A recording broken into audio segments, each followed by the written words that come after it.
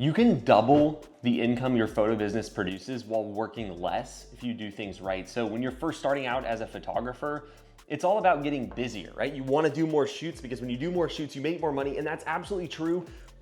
But when you reach a threshold of the max amount that you as a human can do, any growth past that can't be you working more. You have to work smarter, and every time people say that, they're like, what does that actually mean? So on this video, I'm gonna talk to you about what working smarter actually looks like once you've reached the point of being fully booked yourself. You kind of need to start with that, or at least, get some shoots coming in and get some money. But once you're starting to make, 10, 15, 20, a lot of people get stuck around 20K a month in real estate photography because they just don't know how to get past that. And so there's 3 P's that I want you to think about. These are things that will generate more profit for you: people, process, and pricing. If you can adjust these 3 things, that is how you can double, triple, or much bigger your photo business while not working more hours, and in some cases while working less. Because a lot of people's goal, when they first start out as a photographer, they want to make 10, 15K, 20K a month. Like, that's awesome, that's a lot of money.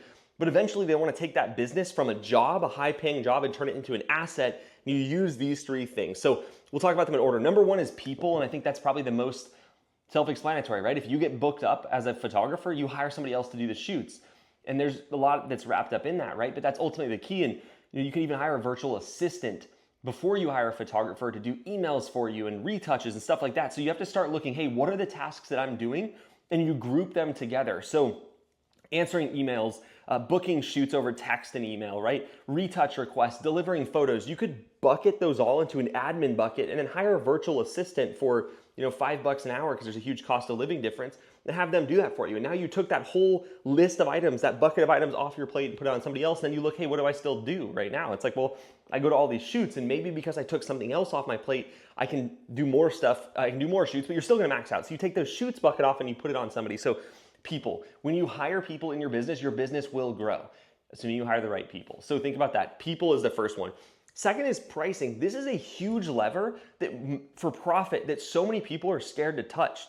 The cool thing with changing your pricing is if you raise, let's say your photo business does 20K a month and you take home 15, right? Let's do an easier number. Let's do 50K a month. Let's talk about bigger stuff in the future, right? You're doing 50K a month, and let's say you're taking home 20K, right?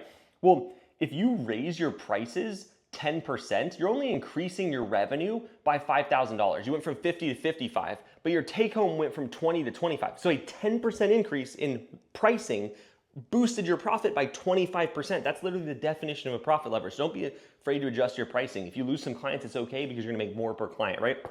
So the second one. Third one is process. What process means is who's supposed to be doing what and what systems do they do it in. So having a good system like Spiro is what we use at my photo business to run our business. If you're using Google Drive to deliver photos and you're using a different invoicing software and you're booking on Google Calendar, like, stop that. Combine it all in one.